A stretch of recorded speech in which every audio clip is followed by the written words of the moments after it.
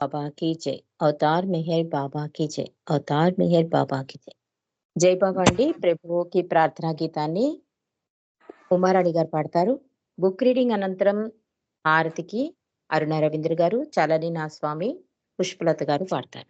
జై బాబా. ఉమారాణి గారు. अवतार मेहर बाबा की जय. नमो मेहरु बाबा अवतार, नमो देव देवा. प्रभु नमो मेहरु बाबा अवतार, नमो देव देवा. अपार दिव्या कृपा सागर, अपार दिव्या कृपा सागर.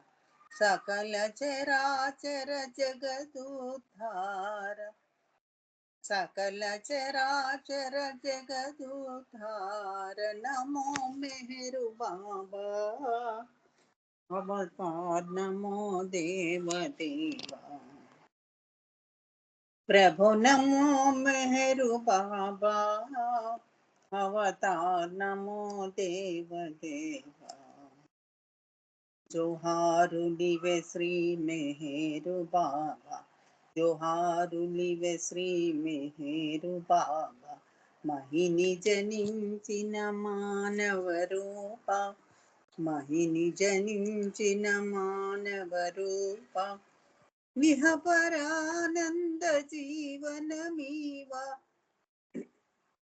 इहपरानंद जीवनमीवा. भव भय भंजन परम पावन, भव भय भंजन परम पावन. नमो मेहरु बाबा अवतार, नमो देव देवा. प्रभु नमो मेहरु बाबा अवतार, नमो देव देवा. अज्ञानांधतनंतमु जेसी, अज्ञानांधतनंतमु जेसी. दिव्य विज्ञान दृष्टि न संगी, दिव्य विज्ञान दृष्टि न संगी. हरिषट्वर्गमूलं तरिंपगा, हरिषट्वर्गमूलं तरिंपगा.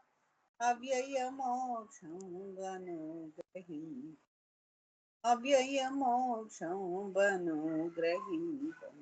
नमो मेहरु बाबा अवतार, नमो देव देवा. प्रभु नमो मेहरु बाबा अवतार, नमो देव देवा. अवतार मेहर बाबा की जय. अवतार मेहर बाबा की जय. अवतार मेहर बाबा की जय. Thank you Rajni. अंदर की जय बाबा अंडी. थैंक यू बाबा. జై బాబా. ఉమారాణి గారు చక్కటి ప్రార్థనా గీతంతో ఈ రోజు ఈ సహవాసు ప్రారంభించినందుకు జై మెహర్ బాబా. మనం సత్య సంపద అనే పుస్తకంలో 2వ భాగంలో పరిచయం గురించి తెలుసుకుంటున్నాం. అంటే ప్రతి పుస్తకానికి కృతజ్ఞతలు, పరిచయం ఉంటుంది కదా! ఆ పరిచయంలో రుస్తుం బి పల్హాటి తన అనుభవాలను తెలియజేస్తున్నాడు. అంటే ఈ 2వ పుస్తకానికి రాయడానికి గల కారణాలు, అంతకుముందు ఆ పుస్తకానికి ముందు తను అనుభవించిన బాధలు, కష్టాలు వీటి గురించి తెలియజేస్తున్నాడు. తను ఎలా ఫీల్ అయ్యేవాడు. అంటే చాలా అనారోగ్య సమస్యలుండేవి. దానివల్ల ఏ పని చేయనిచ్చేది కాదు అనారోగ్యం. బాలనాటి అడుగుతాడు బాలనాటిని, "నువ్వు ఎలాగ ఈ సమస్య నుంచి బయటపడ్డావు?" అంటే బాలనాటి చెప్తాడు, "నేను ఇప్పుడే కాదు 14 సంవత్సరాల నుంచి నేను బాధపడుతున్నాను." అంటే ఏది కంట్రోల్ ఉండదనమాట. ఒక బాత్రూమ్ అయినా ఏదైనా వచ్చిందంటే ఇమ్మీడియేట్‌గా చేసుకోకపోతే ఇబ్బంది పడేవాడు. అలాంటి బాధ నేను 14 సంవత్సరాల నుంచి పడుతున్నాను. కానీ దీన్ని ఎలా ఎదుర్కొన్నానంటే చిన్న చిట్కా ఉంది అని చెప్తాడు. "నువ్వు రోజువారీ దినచర్య రాసుకో. అందులో ఏది ముఖ్యమో అది స్టార్ట్ చెయ్యి. స్టార్ట్ చేసే ముందు బాబాని తలుచుకో. బాబా ఇది నువ్వే చెయ్యి" అని గాని, బాబా నువ్వే చేయించని గాని అలా మొదలెట్టుకో. అప్పుడు నీకు అది అంత సులువైపోతుందప్పుడు. ఏ పనైనా సరే సులువైపోతుంది. అది బాబాయే చేయించుకుంటారు అని చెప్తే, బాలనాడు చెప్తుంటే బాబా చెబుతున్నట్టే అనిపించింది అంటాడు రుస్తుం. ఆ తర్వాత ఆ ప్రయత్నం రుస్తుం చేశాడు కూడా. చేయడం వల్ల ఏమంటే భౌతికంగా బాధలున్నా కూడా ఈ మానసిక బాధ తగ్గింది. అంటే నాకు అనారోగ్యంగా ఉంది. నేనే పని చేయలేను. నా వల్ల కాదు. అనుకుంటూ ఉంటుంది కదా మనసు. మరి మనసు రకరకాల ఆలోచనలు చేస్తుంది కదా! అందుకే బాబా ఆలోచనల వరకే పెట్టని ఆచరణ చేయొద్దనే అందుకే. ఈ ఆలోచనని ఆచరణలో పెట్టేసాడు రుస్తుము. అంటే ఇంక నేనే పని చేయలేను. నా వల్ల కాదు. ఇట్లా తయారైపోయింది. ఎప్పుడైతే బాబా మీద ఆధారపడిపోయి బాబా నువ్వే చేయించు. లేదు బాబా నువ్వే చేసుకో అని బాబా మీద వదిలేసానో, పూర్తి సర్వార్పణ అయిపోయానో, అప్పటినుంచి నా మానసిక బాధలు తగ్గాయి అని చెప్తున్నాడు. నాలో కొంత ఉత్సాహం కూడా వచ్చింది. కానీ భౌతిక బాధలు పోలేదు. భౌతిక బాధలు అలాగే ఉన్నాయి. నేను వివాహం చేసుకున్నాను. అక్కడి నుంచి ఢిల్లీ వచ్చాను. ఢిల్లీలో హోమియో డాక్టర్ చూపించుకున్నాను. ఆ డాక్టర్ కూడా ఏం చెప్తున్నాడంటే, "నా డ్యూటీ నేను చేస్తా. తర్వాత చేయవలసిందంతా భగవంతుడి డ్యూటీ" అంటాడు. ఆయన ఇచ్చ జరిపిస్తుంది ఏదైనా సరే అని. అలా నేను డాక్టర్ ద్వారా మందు తీసుకున్నాను అని చెప్తున్నాడు. నిన్నటి రోజు అంతవరకు తెలుసుకున్నామండి. ఈరోజు ఏం చెప్తున్నాడంటే ఆ డాక్టర్ చెప్పే కథ ఉంది కదా! ధన్వంతరి కథ మనం తెలుసుకున్నాం కదా! కృష్ణుడు కూడా ఏమని చెప్తాడంటే ధన్వంతరి కథలో ఈ ధన్వంతరి ఇంకోసారి ఎందుకు రిపీట్ చేసుకోవాలంటే మన జీవితంలో ఏం జరిగినా కూడా మనం ఈ విషయాన్ని గుర్తుపెట్టుకోవాలమాట. అందుకని ఇంకోసారి రిపీట్ చేస్తున్నాను ఈ కథని. ధన్వంతరి అనే ఒకతనుంటాడు. ఆయుర్వేద మందులు తయారు చేస్తాడు. అతను అందరికీ కూడా పెద్ద పెద్ద జబ్బులన్నిటిని కూడా నయం చేస్తాడు. కానీ తన మనవడి జబ్బును మాత్రం నయం చేయలేకపోతాడు. కోడలికి కూడా చాలా కోపమొస్తుంది. అప్పుడు ధన్వంతరి చెప్తాడు, "ఇది మరి నూతిలో టెస్ట్ కూడా చేసుకోమంటాడు." నూతిలో వాటర్‌లో వేస్తాడు ఆ మందు. చాలా గడ్డ కట్టేస్తుంది చూసావా? మరి వాటర్‌కి పనిచేసిన మందు మన మనవడికి పనిచేయట్లేదు అంటే, నా చేతుల్లో ఏం లేదు అదంతా భగవంతుడి ఇచ్చ అంటాడు. ఆయన నమ్మదు. ఆ తర్వాత ఈ ధనవంతరి మనవడు చనిపోతాడు. కోడలు గొడవపడి ఎళ్ళిపోతుంది. ఇంక విరక్తి పొంది తన జ్ఞానాన్ని, ఆ పుస్తకాలన్నిటిని సముద్రంలో విసిరేద్దామని ఎళ్తాడు. అప్పుడు కృష్ణుడు ప్రత్యక్షమవుతాడు. కృష్ణుడు చెప్తాడు, "ఇదంతా నీ వలన అనుకుంటున్నావా?" అని అడుగుతాడు. "నీ జ్ఞానం కరెక్టే. కానీ అతని సంస్కారాలుంటాయి కదా! ఆ సంస్కారాలు పూర్తి అయిపోయి అతనెళ్ళిపోవాలి. అతనెళ్ళిపోవాలంటే నీ మందు మంచిదే. నీ మందు పవర్‌ఫుల్లే. కానీ అతనికి అంతవరకే జీవించే యోగ్యం ఉంది కనుక, ఆ మందంతా నేను తీసుకున్నాను" అని చెప్పి కృష్ణుడు నోరు తెరిచి చూపిస్తాడు ధన్వంతరికి. అప్పుడు ధన్వంతరి ఒప్పుకుంటాడు. అంటే భగవంతుని ఇచ్చ లేనిదే ఏది జరగదు అన్నది ఇక్కడ మనం పూర్తిగా అవగతం చేసుకోవాలి. కాబట్టి బాబా అందుకే అంటారు, "నా ఇచ్చని అంగీకరించి నువ్వు నడుచుకుంటూ వెళ్ళిపోతే నీ జీవితం గమ్యస్థానానికి చేరుతుంది" అని. అంటే ఎలాగండి ఆయన ఇచ్చను స్వీకరించాలి అంటే, మనం ఏం చేస్తామంటే సుఖంలో ఉన్నప్పుడు భగవంతుడికి ఏమి చెప్పం. నిరంతర నామస్మరణ ఉండదు. థాంక్స్ ఉండదు. కష్టం వచ్చినప్పుడు మాత్రం నిందలు వేస్తాం. అందుకనే హఫీజు మహాకవి ఏమంటాడంటే, "కష్టంలో, సుఖంలో నిరంతర నామస్మరణ చేసుకో. నిరంతరం ఆయనతో అనుసంధానమై ఉండు" అని హఫీజు మహాకవి చెప్తాడు. బాబా కూడా అదే చెప్తున్నారు. ఈ నిరంతర నామస్మరణ ఏమవుతుందంటే, అధికాధికమైన ప్రేమ కలిగి ఏది జరిగినా అందుకే రోడా దుబాష్‌తో కూడా అంటుంది ఖుర్షిద్ ఆయన వాడివి అయిపోయాక ఇంక నీది అన్నది లేనప్పుడు కళ్ళు తీసుకుంటేనే, చేతులు తీసుకుంటేనే అలా తయారైపోవాలన్నమాట ప్రతి ప్రేమికుడు కూడా. ఈ ధన్వంతరికి కృష్ణుడు ఏం చెప్తున్నాడో, బాబా కూడా అదే చెప్తున్నారు. నా ఇచ్చ లేనిదే దై దైవేచ్ఛని అంగీకరించకుండా దైవాన్ని ప్రేమించలేవు అని కూడా బాబా చెప్పారు. ఆ విషయం నేను తెలుసుకున్నానని చెప్తున్నాడు రుస్తుం. 6 మాసాల ఢిల్లీలో గడిపి, మా కుటుంబంతో కలిసి ఉండడానికి బొంబాయి వెళ్ళిపోయాం. ఆ డాక్టర్ చెప్పే కథను ముగిస్తూ డాక్టర్ కూడా ఏమంటున్నాడంటే, "నేను మందుని నీ నోట్లో వేయగలను గానీ, అది నీ శరీరంలోకి వెళ్ళాలా? లేదా? అనేది భగవంతుడే నిర్ణయించాలి" అని చెప్పాట. అంతే కదా! ఆయన ఇచ్చ లేనిదే ఆకైనా కదలదని మనం వింటున్నాం. బాబా కూడా అదే చెప్తున్నారు. కాబట్టి నాకు మెహర్ బాబాయే నా ఈ అనారోగ్య పరిస్థితిని కల్పించాడని, అది ఒక ప్రత్యేక ప్రయోజనం కోసమేనని తెలియజేస్తున్నట్లు అనిపించినా, ఆ ప్రయోజనం ఏమిటో నేనింకా తెలుసుకోవలసి ఉంది అంటున్నాడు రుస్తుం. ఎంత డాక్టరు భగవంతుడిచ్చా అన్నా, భగవంతుడే నాకు ఎందుకో నా ఆత్మ ప్రయాణానికే ఇదిచ్చాడని అనుకున్నా కూడా, అదేంటి నాకింకా అవగతం కాలేదు అంటున్నాడు రుస్తుం.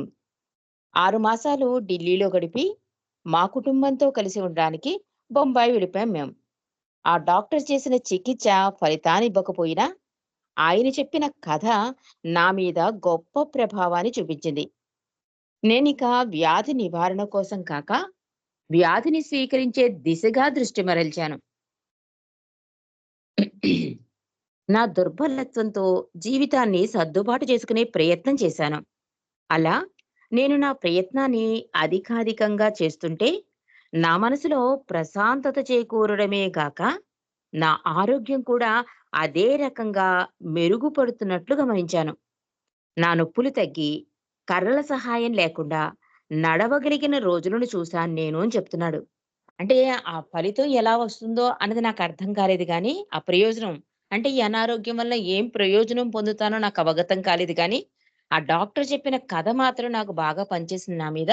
అప్పటి నుంచి నేనేం చేశాను, ఈ అనారోగ్యాన్ని తగ్గించుకోవడం కాదు, అది ఒక అలవాటు చేసేసుకున్నానని చెప్తున్నాడు.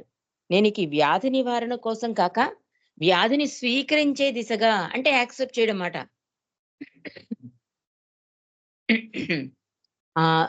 ఇరిచి కూడా అదే అంటారు. బావూజీ అందరూ కూడా బాలనట్ అందరూ అదే అంటారు.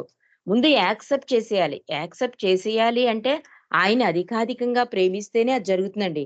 ఈ రుస్తుమ్‌కి బాబా మీదున్న ఈ అధికాధికమైన ప్రేమే ఈ స్వీకరించే దిశగా పయనించింది. అతనికి ఇంకా అది అర్థం కావటంలే. కానీ అతను ఏం చెప్తున్నాడంటే దాన్ని యాక్సెప్ట్ చేయడంతో ఏమైంది? నెమ్మదిగా నా ఆరోగ్యం బాగుపడింది అని చెప్తున్నాడు.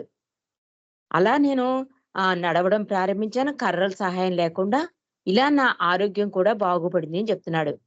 నేను నా అనారోగ్యాన్ని స్నేహితునిగాను, ఉపాధ్యాయునిగాని చూడడం ప్రారంభించాను. ఆ 2 సంవత్సరాలు అనారోగ్యంతో చేసిన పెనుగులాటలో నాకు నేర్పించబడిన ఒక లక్షణం వినమ్రత. అంతకుముందు నేను ఇతరుల బలహీనతలు, దుర్బలత్వాల పట్ల అసహనంగా ఉండేవాడిని. అడిగేవాడు కదా! ఈ బాలనాటిని గూడా బాబాని ఎందుకు అడగరు మీరు? బాబాని అడిగితే తగ్గించేస్తారు కదా! ఇలా ఉండేది అసహనం. కానీ ఇప్పుడు నేనేం చేశాను, ఈ అనారోగ్యాన్ని ఒక స్నేహితుడిగా, ఒక ఉపాధ్యాయుడిగా స్నేహితుడిగా అంటే ఏమవుతుందండి, వాడు ఏం చేసినా కూడా మనం యాక్సెప్ట్ చేస్తాం కదా! స్నేహంలో ఒక పరుషంగా మాట్లాడినా, ఒక కష్టపెట్టినా నా స్నేహితుడే అని సర్దిద్దుకుంటాం. అలాగే ఉపాధ్యాయుడైతే ఆయన లెసన్స్ అంటే నేను బాగుపడ్డాని కోసం ఈ పాఠాలు చెప్తున్నాడు, ఈ శిక్షలు వేస్తున్నాడని యాక్సెప్ట్ చేస్తాం. ఉపాధ్యాయుడిని కూడా. అలా తీసుకున్నాను నా అనారోగ్యాన్ని అని చెప్తున్నాడు. ఈ 2 సంవత్సరాలు కూడా అనారోగ్యంతో చేసిన పెరుగులాటలో నాకు నేర్పించబడిన లక్షణం ఏంటంటే వినమ్రత. బాబా కోరేది కూడా విధేయత, వినమ్రతే. ఆ స్టేజ్‌కొచ్చేసాడట రుస్తుం. యాక్సెప్ట్ చేసేసాడు కదా! ఇక్కడ చెప్తున్నాడు. అంటే ఇతరులు ఎప్పుడైనా ఇలా వాళ్ళకి హెల్త్‌లు బాగోలేకపోయినా, వాళ్ళ కష్టాలు చెప్పినా నేను చాలా అసహనానికి గురయ్యేవాడిని. ఎందుకంటే మీరిన్నాళ్ళు బాబా ఫోల్డ్‌లో ఉన్నారు. ఇంత సర్వార్పణైపోయారని మండలిని అందరిని కూడా బాబాని ప్రశ్నించేవాడు. మీరు ఎందుకు బాబాని అడగరు అని. అలాంటిది వేటినైతే ఇతరుల్లో చూచి వారిని ఆ ప్రకారంగా నిర్ణయించి ప్రయత్నం చేసేవాడనో ఇప్పుడు నా వ్యక్తిగత అనుభవం ద్వారా అలాంటి పరిస్థితుల్లో ఉండడం అంటే ఎలాంటిదో నాకు తెలియవచ్చింది అంటున్నాడు. ఎందుకంటే ఇప్పుడు నేను ఇతరులు నా పట్ల, నా ఆరోగ్యం, బలహీనత పట్ల చేసే నిర్ణయాత్మక వ్యాఖ్యానాల చేదు అనుభవాన్ని చవి చూడవలసి వచ్చింది. స్నేహితులు, కుటుంబ సభ్యులే కాక బాబా ప్రేమికుల నుండి కూడా అది ఎదుర్కోవలసి వచ్చింది. నేను ఆ పరిస్థితుల వల్ల కలత చెందలేదు. వాటిని అంగీకరించడం నా అంతర్దృష్టి వృద్ధి చెందడానికి దోహదపడింది. అంటే హృదయంలో ఉండే బాబాకి బాబా స్వరం వినడానికి అవకాశం కలిగిందనమాట. బాబా అదే అంటారు కదా! నేను బోధించుటకు రాలేదు, మేలుకొలుపుటకొచ్చాను. ఈ మేలుకొలుపు ఎలా వస్తుందండి? మరి నిరంతర నామస్మరణ, అధికాధికంగా ప్రేమించడం, ఆయన మీదే పూర్తిగా ఆధారపడడం, ఆయన ఇచ్చిన అంగీకరించడం. ఇవన్నీ నెమ్మదిగా లెసన్స్ రూపంలో వచ్చేసాయి రుస్తుంకి. ముందేం చేశాడు? ఆయనకి నేను ఇంకా ఆయన పాదాల చెంత సర్వార్పణయిపోతాను. ఏదైనా చేసుకొని అనుకున్నాడు. ఆ తర్వాత ఏమనుకున్నాడు? ఈ అనారోగ్యాన్ని స్వీకరించేసాడు. డైలీ లైఫ్ రొటీన్‌లో ఇదొక పార్ట్ కింద తీసేసుకున్నాడు తప్ప, ఇదే ఇంపార్టెన్స్ అనుకోలే. నా అనారోగ్యమే ఇంపార్టెన్స్ అనుకున్న రుస్తుము డైలీ రొటీన్‌లో తీసేసుకున్నాడు. పైగా ఏం చేశాడు? ఆ అనారోగ్యాన్ని స్నేహితుడిగా, ఉపాధ్యాయుడిగా తీసుకున్నాడు. దీనివల్ల నేను నేర్చుకున్నదేంటి? వినమ్రత అంటున్నాడు. దీనివల్ల నాకేమర్థమైందంటే, ఇదివరకు నేను మండలిలో అడిగిన ప్రశ్నలకు వాళ్ళు ఎంత అసహనంగా ఫీలయ్యేవారు, ఎంత బాధననుభవించేవారో నాకిప్పుడు అనుభవం అవుతోంది. ఎందుకంటే ప్రతి వాళ్ళు కూడా నన్ను ఇలాగే అడుగుతున్నారు. బాబాని అడగొచ్చు కదా! బాబాకి ఇంత సేవ చేస్తున్నారు కదా! అని మండలి అక్కడున్న స్థిర నివాసులు, ప్రేమికులే కాకుండా నాకు ఉత్తరాలు కూడా రాసేవారు. ఎదుర్కోవచ్చు కదా! బాబాని అడగచ్చు కదా! అని. కానీ ఈ చేదు అనుభవాలున్నాయి కదా! ఇలా నన్ను వాళ్ళు అడుగుతుంటే నిజంగా అసహనంగా ఉంటుంది. ఎందుకంటే మనల్ని ఎక్కువ ప్రేమించే వాళ్ళు ఉన్నారనుకోండి. వాళ్ళ గురించి ఎవరైనా కామెంట్ చేస్తే మనం చాలా అసహనాన్ని ఫీల్ అవుతాం. ఇప్పుడు బాబాయే ఉన్నారు. బాబా గురించి ఎవరైనా అంటే మనం ఎంత అసహనాన్ని ఫీల్ అవుతాం. ఆ అసహనాన్ని దిగమింగడం నేర్చుకున్నాను అని చెప్తున్నాడు. ఆ పరిస్థితుల వల్ల నేను కలత చెందలేదు అని చెప్తున్నాడు. పైగా వాటిని అంగీకరించడం నా అంతర్దృష్టి వృద్ధి చెందడానికి దోహదపడింది. దీనివల్ల ఏమవుతుందంటే నా స్థితి మార్చుకోలేదు నేను. అలాగే బాబా అదే అంటారు. ఆహ్, మనం ఏం చేస్తామంటే బాబా మీద ఇష్టం కొద్దీ చెప్పేస్తూ ఉంటాం అందరికి బాబా గురించి. బాబా వల్ల నాకిలా అయిందండి. బాబా వల్ల నాకలా అయిందని. బాబా ఏం చెప్తారంటే, సారవంతమైన నేల మీదే విత్తనాలెయ్యాలి కానీ, సిమెంట్ గచ్చు మీద కాదు అంటారు. వాళ్ళది తీసుకోలేరు. దానికి అపోజిట్‌గా ఏదైనా మాట్లాడతారు. అప్పుడు మనకి అసహనం వస్తుంది. అందుకని బాబా ఏం చెప్తున్నారు అంటే, ఒక అర్హత ఉంటుందమాట. బాబా దగ్గరికి ఒకతనొస్తాడు. ఈ పుస్తకంలో లేకపోయినా ఇది మనం తెలుసుకోవాలి. అంటే అందరిని బాబా లవర్స్‌ని చేసేద్దామని మనం ఎక్కువ గుప్పించేస్తూ ఉంటాం. మన సబ్జెక్ట్‌లు గాని, పాటలు గాని, మనకు జరిగిన ఏదైనా చిన్న చిన్న మిరాకిల్స్ కానీ చెప్పేస్తాం. ఒక స్నేహితుడు ఇలాగే బాబా దగ్గరికొస్తాడు. వచ్చి బాబాతో చెప్తాడు. "బాబా ఇతను నా స్నేహితుడు. కానీ అన్ని విషయాల్లో మేమంతా చాలా చక్కగా పాలుపంచుకుంటాం. నీ విషయం వచ్చేసరికి అతను కొంచెం పెడచెవిని పెడతాడు. శ్రద్ధ చూపించడు. దీనివల్ల నేను కలిసినప్పుడు ఇంచక నీ గురించి మాట్లాడుకుంటే బావుంటుంది కదా! వాడు కలవకపోవడం వల్ల మేము ప్రాపంచిక విషయాలే మాట్లాడవలసొస్తోంది. వీడు నా ప్రాణ స్నేహితుడు. వీడిని వదులుకోలేను నేను బాబా. కాబట్టి వీడు కూడా నిన్ను ప్రేమించేలా వీడిని నిన్ను ప్రేమించేలా చెయ్యి బాబా" అంటారు. అంటే బాబా అంటాడు, "ముందు నువ్వు నన్ను ప్రేమిస్తున్నావా?" అని అడుగుతారు. "అవును బాబా." "అదెలా జరిగిందనుకుంటున్నావు?" అంటే, "నేను ప్రేమించడం వల్ల." "కాదు" అంటారు బాబా. "ముందు నేను నిన్ను ప్రేమించడం వల్ల నువ్వు నన్ను ప్రేమిస్తున్నావు. నా ఫోన్‌లో ఉండగలిగావు. ముందు నేను నిన్ను ప్రేమించాను. అది గుర్తుంచు ఫస్ట్" అంటారు బాబా.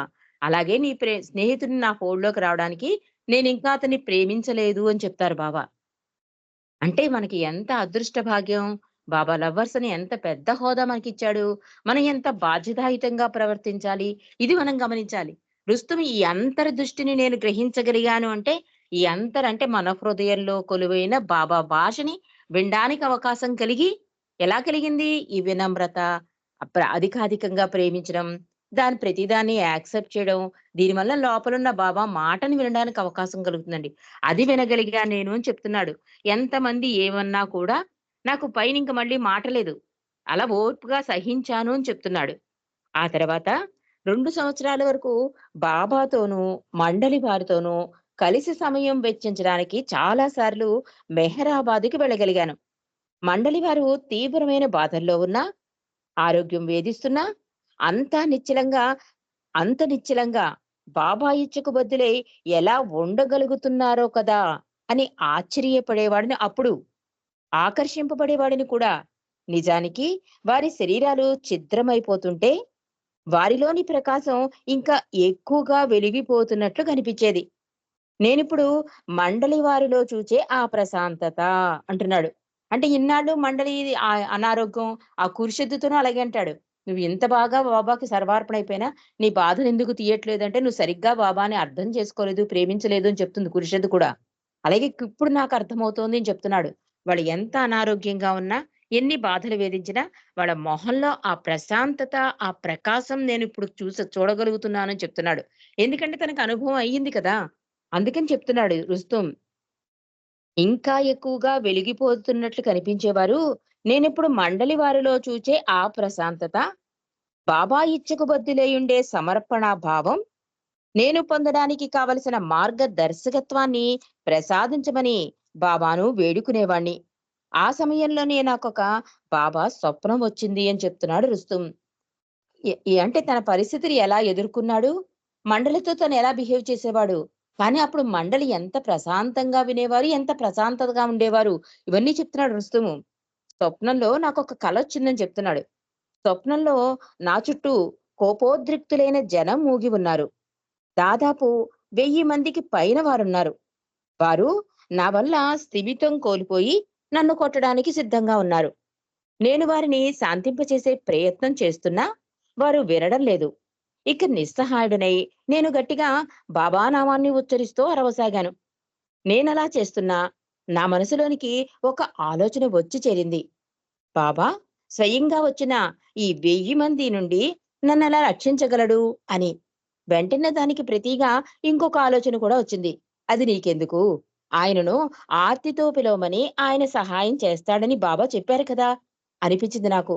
అందువల్ల నువ్వు అలాగే ఎందుకు చేయవు? అనిపించింది. అందువల్ల నేను బాబాను ఇంకా గట్టిగా పిలుస్తూ అరవసాగాను. అకస్మాత్తుగా ఎవరో నా వీపు తట్టినట్లనిపించింది. అంటే తనకి బాబాని వేడుకుందామనుకున్నాడు. అంటే ఇంతమంది ప్రశ్నలు వేసేస్తున్నారు కదా! మండలైతే ప్రశాంతంగా అది గుర్తించగలిగాను. కానీ ఆ సమస్యను ఎలా తట్టుకోవాలి నేను? అందుకని బాబాని ప్రార్థించాను అంటే కలొచ్చింట. ఆ కలలో ఏంటంటే అందరూ కూడా ఇతను కొట్టడానికొచ్చేస్తున్నారట. 1000 మంది పైగా. వీళ్ళందరిని చూసేసరికి బాబా నామం చేస్తున్నాను. కానీ మనసులో ఒక ఆలోచనొచ్చింది. మన మనసు అంతే కదా! అందుకే బాబా హృదయం మాట విను అన్నారు అందుకే. మనసేం చెప్తుందంటే వీళ్ళు ఇంతమందున్నారు కదా! బాబా వచ్చి ఎలా రక్షించేస్తారు ఇంతమందిని? సర్వాంతర్యామి, సర్వరక్షకుడు అని మనం ప్రార్థన చేస్తున్నా, మన పరిస్థితి కూడా ఇలాగే ఉంటుందండి. ఒక సమస్య గాని, ఒక బాధ గాని, ఒక కష్టం గాని వస్తే మనం పూర్తిగా అప్పచెప్తాం. బాబూజీ కూడా అదే అంటాడు. సమాధిలోకెళ్ళి అప్పచెప్పేస్తారు. మేము కూడా చాలా హ్యాపీ ఫీల్ అవుతాం. పెద్ద పెద్దగా ఏడుస్తారు. బయటికి వినిపిస్తుంది. మేము కూడా సంతోషిస్తాం. పోలే సంస్కారాల భారాన్ని దింపుకుంటున్నారు. బాబాకి అప్పగించుకుంటారు అనుకుంటున్నాం. కానీ బయటికొచ్చాక మళ్ళీ వెంటనే ఆ సంస్కార భారాన్ని ఎలా ఉంటుంది? ఈ కష్టం నుంచి బాబా నన్ను దాటేస్తాడా లేదా? నేనసలు ఈ సమస్య నుంచి బయటపడతానా? అమ్మో! బయటపడకపోతే నేనెలాగ నన్ను కాపాడుకోవాలి? ఇలాంటి సంస్కారాన్ని భుజాల మీదేసుకొని, ఆ బరువుని నెత్తి మీద పెట్టుకొని దిగిపోతారు ప్రేమికులని చెప్తాడు బాబూజీ. ఇక్కడ రుస్తుం కూడా కలలో కూడా అనుమానం వచ్చేసింది చూడండి. 1000 మందున్నారు. ఒక్క బాబా ఎలా రక్షించగలరు ఇంతమందిని? నన్నెలా కాపాడతాడు? అనే సంశయం వచ్చేసింట. అప్పుడు మళ్ళీ వెంటనే హృదయం అంటోంది, "నీకెందుకు ఆలోచన" అంటోంది. అంటూ బాబా అన్నీ చూసుకుంటాడు. ఆయనేం చెప్పాడు? ఆపదలో ఉన్నప్పుడు నువ్వు హృదయపూర్తిగా ఎక్కడ నువ్వున్నా, ఎక్కడ నేనున్నా, నువ్వు హృదయపూర్తిగా పిలిస్తే నేను రక్షించకుండా ఉండలేనని భరోసా ఇచ్చేసాడు మనందరికీ కూడా బాబా. ఇక్కడ అదే చెప్తున్నాడు రుస్తుం కూడా. ఈ ఆలోచన ఎలా వచ్చింది? అది నీకెందుకు? ఆయనను ఆర్తితో పిలవమని బాబా సహాయం చేస్తాడని బాబా చెప్పారు కదా! అందువల్ల నువ్వు అలాగే ఎందుకు చేయవు? అంది నా మనసు. నేను బాబాను ఇంకా గట్టిగా పిలుస్తూ అరవసాగాను. అకస్మాత్తుగా ఎవరో నా వీపు తట్టినట్లనిపించింది. నా కళ్ళు తెరుచుకున్నాయి. నా ఎదుట బాబా సాక్షాత్కరించారు. జనమంతా అదృశ్యమైపోయారు. నన్ను కొట్టడానికి జనం రావడం అంతా స్వప్నం. బాబా నన్ను మేలుకొల్పడానికి నా వీపు తట్టుతున్నారు. అది కూడా ఇంకా స్వప్నంలోనే. నేను బాబా వైపు చూచి ఇలా చెప్పాను.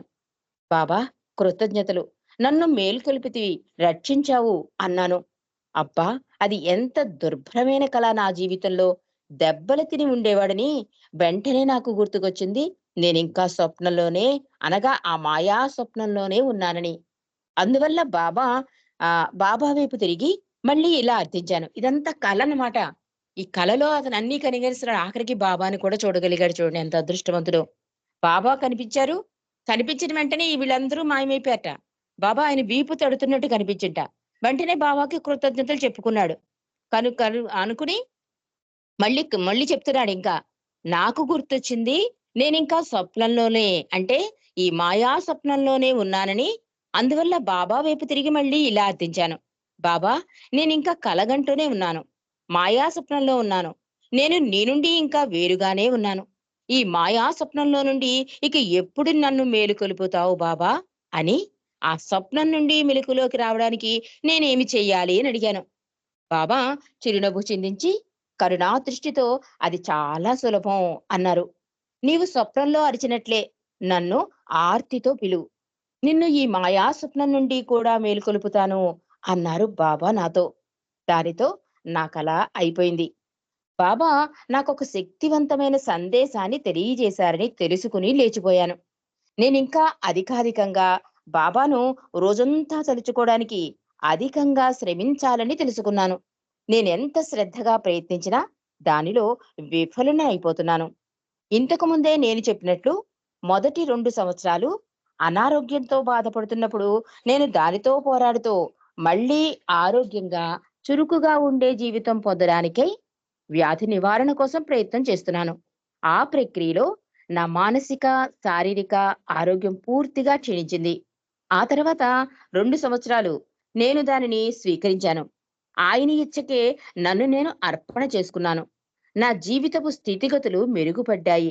అది గతంలో పోల్చినప్పుడు అని చెప్తున్నాడు రుస్తుం. అంటే ఫస్ట్‌లో అనారోగ్యం ఉన్నప్పుడు బిహేవ్ చేశాడు బాబాతో. తర్వాత యాక్సెప్ట్ చేశాక ఈ కల రావడం. ఈ కలలో కూడా బాబా ఎంత సహాయం చేస్తున్నాడు. అంటే అప్పుడు అర్థమైంది ఇదంతా కల అని.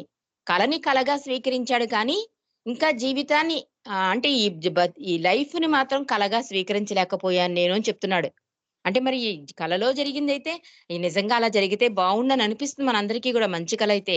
అలాగే ఇక్కడ కూడా అతనేమనుకుంటున్నాడంటే, కలని నేను యాక్సెప్ట్ చేశాను. బాబా రావడం, చెప్పడం అన్నిట్లి యాక్సెప్ట్ చేశాను.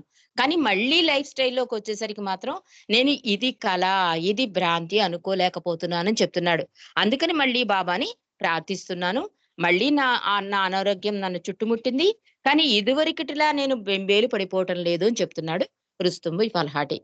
మరిన్ని విషయాలు రేపు తెలుసుకుందామండి. అవతార్ మెహర్ బాబాకి జై. హారతి అరుణ అరుణ రవీంద్ర గారేనా చెప్తా? లేదురా. నేను జై బాబా. అన్నయ్య గారు చేయండి. అన్నయ్య చేస్తారు చేయండి. రికార్డింగ్ లో ఉంది అది. పాడండి అరుణ గారు. జై బాబా. అవతార్ మెహర్ బాబాకి జై. మెహరా మనోహర మణిజా సహోదర ఆరతి గునుమా ఆది గురు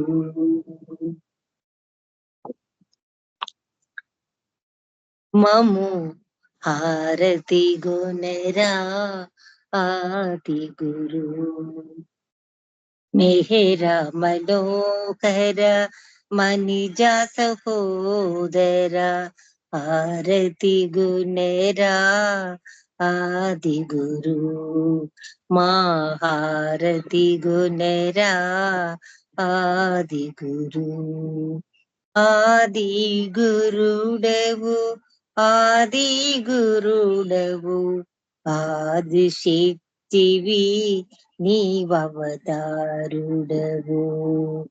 ఆది శక్తివి నీవు అవతారుడవు మెహరా మనోహర మణిజ సహోదర ఆరతి గుణరా ఆది గురు మహారతి గుణరా ఆది గురు ఏ విధి మెహరా ఏ విధి మెహరా నిన్ను ప్రేమించెను ఆ విధి మమ్ము నిన్ను ప్రేమించని ఆ విధి మమ్ము నిన్ను ప్రేమించని మెహరా మనోహర మణిజ సహోదర ఆరతి గుణరా ఆది గురు మహారతి గుణరా ఆది గురు ఏ రుచి గణనీ సేవలో ఏ రుచి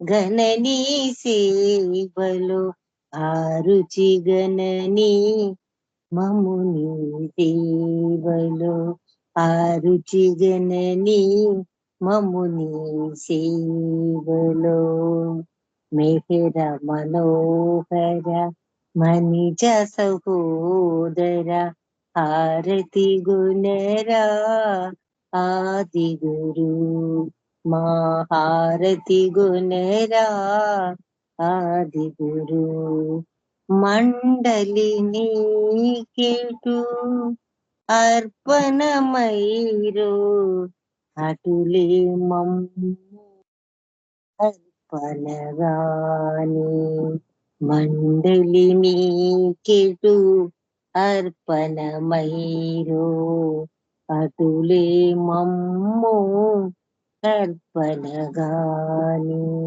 మెహరా మనోహర మణిజ సహోదర హారతి గుణరా ఆది గురు మా హారతి గుణరా ఆది గురు, మా హారతి గుణరా ఆది గురు. ధన్యులం బాబా. ధన్యవాదాలు మెహర్ ప్రీతమా. అందరికీ జై బాబా. మెహర్ డియర్ గారు మీకు జై బాబా.